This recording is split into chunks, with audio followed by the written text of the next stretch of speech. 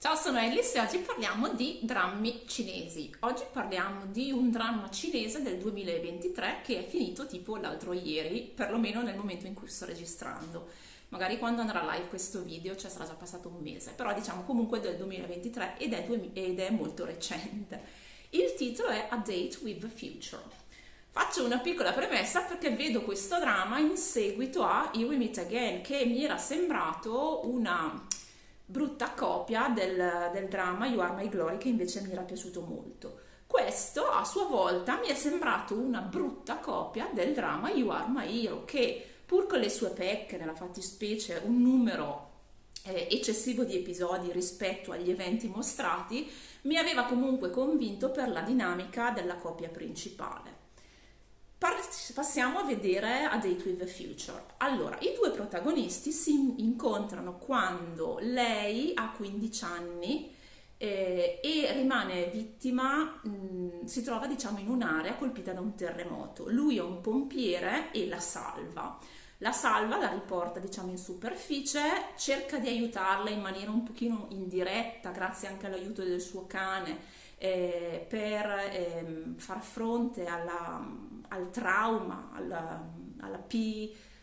non mi ricordo mai come si dice, alla sindrome da stress post-traumatico di cui lei è vittima appunto in seguito al terremoto, e i due si lasciano con una promessa estorta un po' da lei di ritrovarsi 10 anni dopo per fare il punto della situazione, diciamo così. Si ritrovano 10 anni dopo che lei nel frattempo è diventata una giornalista, una reporter. Nella fattispecie è una reporter di quelle sempre un po' in prima linea, a volte un po' anche a sproposito perché si caccia in situazioni non propriamente consone. Nella fattispecie rincontra proprio il pompiere mentre sta intervenendo sulla scena di un incidente stradale e lei proprio scavalca la cintura di sicurezza creata dai vigili del fuoco per tenere appunto alla larga i curiosi, tenerli anche al sicuro, per andare a recuperare una telecamera, che già voglio dire, cioè la genio della lampada proprio, la sicurezza prima di tutto. Lei lo riconosce, a lui no. Bene, quindi lei comincia a tampinarlo perché si professa innamorata di lui, e quindi quale modo migliore per manifestare il proprio amore se non mettere in pratica dello stalking? Appunto. Comincia a tampinarlo anche per recuperare un attimino i rapporti, perché in seguito appunto al report di questo incidente stradale che sembrava mettere in cattiva luce i vigili del fuoco, lei è decisa a rettificare le notizie uscite e a pulire un attimino, a rendere diciamo l'immagine di questo tipo di lavoratori un pochino più aderente alla realtà, considerando che sono persone che rischiano la vita per la sicurezza del pubblico. E ovviamente lo fa sia perché lei è lì già al dovere, cioè ci tiene proprio alla sua professione di essere reporter, a fare le cose in maniera corretta, e ovviamente deve cogliere anche la palla al balzo per ripresentarsi nella vita di lui. Lui, che dicevo, prima di riconoscerla ci mette un po'. E quando anche la riconosce e dopo aver ricevuto le sue molteplici dichiarazioni d'amore, cioè casca un po' dal pero, perché dice sì, ma perché si sei innamorata di me che manco mi conosci? Che è una domanda più che legittima, e lei gli propina questa storiella che è vera in parte, nel senso che lei gli spiega che il suo arrivo, l'arrivo di lui nella vita di lei durante il salvataggio dal terremoto l'ha fatto rifulgere di luce, quindi lei si è trovata a seguire l'ideale che lui incarnava in quel momento nella ricerca. Lui lo fa cercando di salvare la vita delle persone, e lei invece si è incanalata nella professione giornalistica per cercare appunto di portare alla luce la verità. Sì, va bene fino a un certo punto, nel senso che lui era lì e l'ha salvata. A questo punto, secondo queste dichiarazioni, avrebbe potuto essere anche un qualsiasi altro pompiere a caso, però vabbè, questa domanda diciamo ottiene una risposta solo parziale. Finché alle tante anche lui si convince, si mettono insieme cose varie che succedono, tra cui una rottura di quelle inutili, e poi si rimettono insieme, incidenti, muore uno e poi vissero tutti felici e contenti, e questa è la trama. Allora, problemi che io ho con questo dramma. Allora, la trama purtroppo pecca di scarsa consistenza. Se io dovessi scegliere un'immagine per descriverla, prenderei tipo un sasso che viene calciato. Viene calciato e quindi fa un po' di strada. Quindi cosa succede? La trama, gli eventi subiscono un impulso e quindi vanno avanti per un po' e poi si adagiano. Poi arriva qualcun altro, dà un altro impulso, dà un altro calcio e si va avanti ancora per un'altra manciata di episodi e così via via fino alla fine. Cioè sembra un po' una messa insieme di cose che non hanno però un collante che li tenga insieme in maniera coesa, in maniera anche coerente, che dia loro una certa organicità. Sembrano cose che accadono per... In più lei, allora abbiamo una coppia secondaria che è un po' molle, che sarebbe un collega di lui più giovane che si innamora di una dottoressa. Questa dottoressa è la vedova del migliore amico del protagonista. Migliore amico che è morto in seguito alle ustioni riportate in seguito appunto a un incendio in cui è riuscito a salvare appunto la vita del protagonista, salvo però avere la peggio appunto con queste ustioni che poi ne hanno causato la morte. Il protagonista, assecondando il desiderio dell'amico di non essere visto dalla moglie nello stato diciamo finale, la trattiene appunto da quest'ultimo colloquio, cosa che lei non gli ha mai perdonato da un certo punto di vista comprensibilmente. E quindi lei insomma ormai è votata al lavoro, è diventata comunque molto dura, molto poco aperta, finché non arriva quest'altro ragazzo che si innamora di lei, diciamo in una specie di riproposizione, ma non del tutto sovrapposta di quanto era già successo con il primo marito. Però ecco, sono molto, molto laterali come vicende, carine, ma non prendono mai il sopravvento, o comunque non riescono mai ad acquisire un'importanza tale da scuotere lo spettatore. Perché? Perché tutto è assorbito dal migliore amico di lei che è, ma secondo me è uno spostato. Allora, questo migliore amico ovviamente è innamorato di lei da 13 anni e nonostante lei non gli abbia mai dato uno straccio di ragione tale da fargli pensare che possa essere interessata a lui, anzi, quando finalmente, dopo che i due protagonisti si sono trovati e lei che non ha mai fatto mistero di essere alla ricerca di questo pompiere e di essere innamorata di lui da quando aveva 15 anni, è in procinto appunto di concretizzare la storia con il protagonista, questo migliore amico si presenta ubriaco da lei e le confessa i sentimenti, alla buon'ora ovviamente, e lei giustamente gli dice: guarda, io mi scuso con te se ho sempre dato per scontato la tua gentilezza, però tu per me non sei mai stato e non sarai mai niente di più che un amico. Cioè, voglio dire, più chiaro di così, cioè ti ha fatto un manifesto per dire che non gliene frega una cippa. Niente, allora il genio della lampada che cosa si inventa?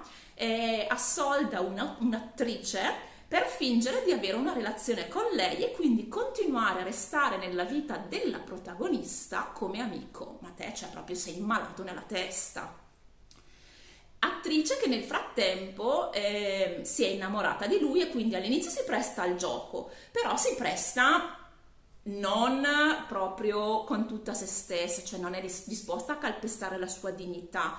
Tant'è che secondo me è un personaggio, questa attrice, che a me personalmente è piaciuto, perché tratta questo tizio che veramente, cioè, ha un'ossessione per la protagonista e non vede nessuno al di fuori di lei, lo tratta nel modo giusto, cioè dura quando deve essere dura, dicendogli le cose come stanno. Tra l'altro vede subito nell'ambito di uno dei primi incontri che loro hanno, che a questa ragazza, alla protagonista di questo migliore amico, non gliene frega niente, e glielo dice: ma guarda che si vede lontano 1 miglio che lei non è interessata, cioè fatene una ragione, porca miseria, perché altrimenti, cioè, diventi uno psicopatico. Infatti, finché in occasione del secondo disastro, che è praticamente la replica del terremoto in cui i due protagonisti si sono incontrati, in cui però stavolta è lui che è intrappolato sotto le macerie. Lui, questo migliore amico, di nuovo va dalla protagonista per cercare di portarla al sicuro, mentre lei è lì che sta lavorando, e lei gli dice: ma tu non hai capito niente di me, cioè tu mi vuoi portare via da qua per portarmi al sicuro? Ma io sto lavorando, non sono qua solo perché c'ho qua il fidanzato, io sono qua prima di tutto per svolgere il mio lavoro, quindi probabilmente tu l'idea di me che hai nella testa, cioè, riflettici un attimino, perché non corrisponde esattamente a quella che sono io, cioè tu ti sei innamorato di me, ma non di me come sono nella realtà, di me come mi hai immaginata tu. Ecco, quindi seconda volta, e alla buon'ora finalmente lo capisce e torna dall'attrice che giustamente si fa un attimino anche attendere, purtroppo non tantissimo, però vabbè. Allora, poi che altro dire? C'è questa trama, ripeto, poi ecco, vabbè, si scopre che loro due ovviamente si erano incontrati poi anche da piccoli, addirittura prima del terremoto in cui lui l'ha salvata. Vabbè, wow. Personaggi inutili, ne abbiamo, sì, ne abbiamo due. Cioè, allora, il primo personaggio assolutamente inutile, che mi sono chiesta a più riprese perché avessero deciso di inserire nel cast, è l'amico comune della protagonista e del migliore amico. Loro tre si conoscono fin da bambini, quando lei appunto è intervenuta, e perché loro erano vittima di un'aggressione da parte di coetanei, e lei gli ha salvato un po' la pelle. Questo amico, che sente un po' tutte e due le campane, anche lui, allora lui sa che il migliore amico è innamorato della protagonista, vede anche che la protagonista però non è esattamente interessata, però cioè, vigliacca la volta in cui gli dica: ascoltami, cioè, ma scendi dal pero delle tue illusioni, cioè a questa di te non gliene frega niente, cioè svegliati, cioè alzati e cammina e vai da un'altra parte.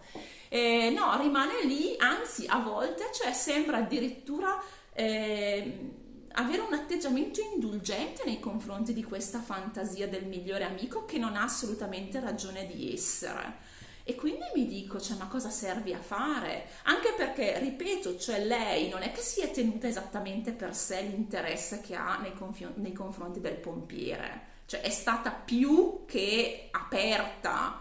Cioè dice: è 10 anni che lo sto cercando, anzi lei addirittura era andata all'estero per studiare, nel frattempo è diventata anche addestratrice di cani, ha fatto dei corsi di primo soccorso, cioè ha fatto un po' di cose, e poi torna appunto in patria dopo 10 anni per il compimento della promessa che si era scambiata sul luogo del terremoto. Quindi proprio, cioè, tutta la vita di lei è mossa dall'interesse amoroso verso questo pompiere.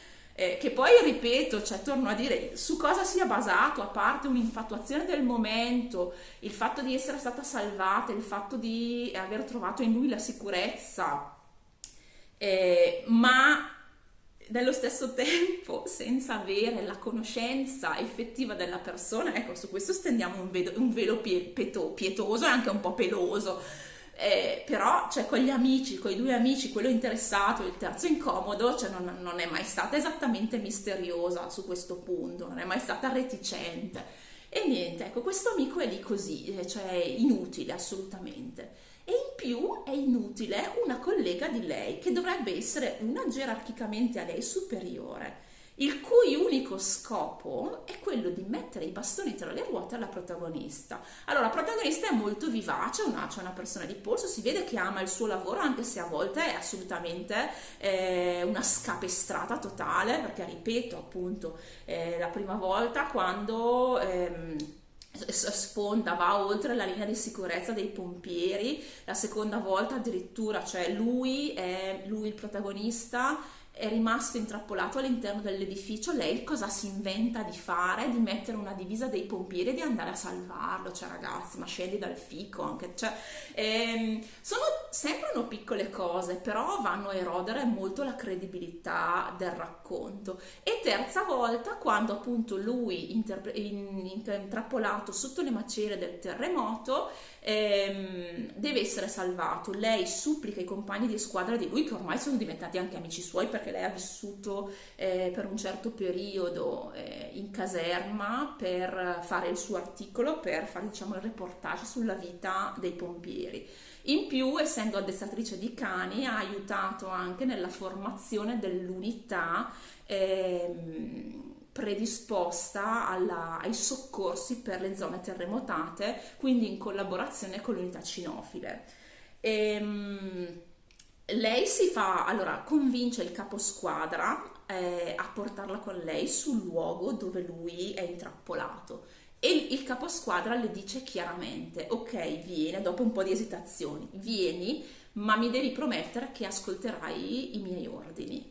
Che non è una richiesta esattamente campata per aria, perché in circostanze del genere ascoltare l'ordine di chi ti è gerarchicamente superiore, anche se non ti fa comodo, salva la vita a te e a quelli che ti stanno intorno. Se no, che cosa succede? Lei inizia a scavare, ovviamente a mani nude, perché siamo in una zona di soccorso di un disastro ambientale, io vado a scavare a mani nude, però vabbè. Lui, il caposquadra, a un certo punto, dopo tutto un giorno in cui hanno portato avanti le ricerche senza successo, le dice: adesso ti devi fermare perché ti devi riposare. Lei cosa fa? Ovviamente non lo ascolta. Benissimo, proprio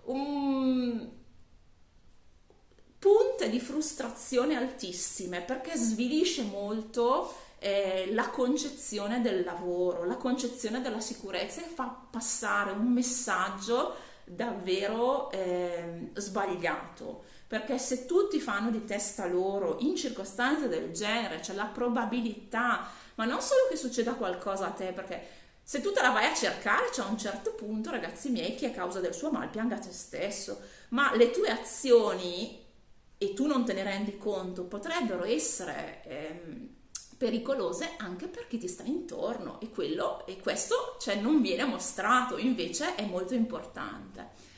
Dicevo, lei ha questa collega che praticamente non lavora, cioè lei cerca solo di mettere i bastoni tra le ruote alla protagonista, le manda per aria 2 o 3 situazioni. A un certo punto potrebbe anche causarne la morte, perché la rinchiude in un congelatore e alla buon'ora finalmente viene arrestata per tentato omicidio. Però ripeto, se tutto lo sforzo che lei ha messo per contrastare la protagonista l'avesse messo nel fare il suo lavoro, ragazzi miei, sarebbe venuta fuori una giornalista tipo da premio Pulitzer, non so. Niente, vabbè. E poi c'è questo stagista che fin da subito inizia a collaborare con la protagonista, e a un certo punto, inspiegabilmente, sobillato dall'antagonista di lei sul posto di lavoro, le volta le spalle. Le volta le spalle in maniera inspiegabile, perché fino a quel momento lei l'aveva sostenuto, aveva cercato di farle da mentore, non c'era mai stata una presentazione di questo personaggio che facesse presagire, diciamo, delle zone grigie nella sua personalità. È proprio un voltafaccia totale, che però poi serve perché lui si ricrede e quindi porta alla disfatta dell'altra tizia, che però sembra veramente messo lì apposta per... Non è costruito nel tempo, magari con, non so, questo appunto personaggio che dice delle cose magari non del tutto negative, però quantomeno moralmente discutibili, per cui il suo voltafaccia dici: ok, non me lo aspettavo, sono delusa, però non è neanche campato per aria. Invece così è assolutamente campato per aria, e per una motivazione veramente ridicola, perché lui non viene confermato, ma di nuovo lui va ad ascoltare quell'altra tizia che sa benissimo è sempre stata contro la protagonista. Quindi c'è delle cose proprio pigre. Quindi, allora, il mio parere non lo so, cioè, sono 36 episodi tra l'altro, che erano tanti i 40 di You Are My Hero, con una storia comunque molto più solida e una relazione tra la coppia principale, oltre che alle coppie altre, secondarie, molto più convincente. Qua secondo me boh, è nel complesso un po' deludente, quindi io mi sentirei di dirvi guardatevi qualcos'altro con tutto quello che c'è intorno. Nel caso voleste proprio andare a parare qui, lo trovate su YouTube. Bene, direi che mi posso fermare per oggi, vi auguro buona giornata e alla prossima. Ciao!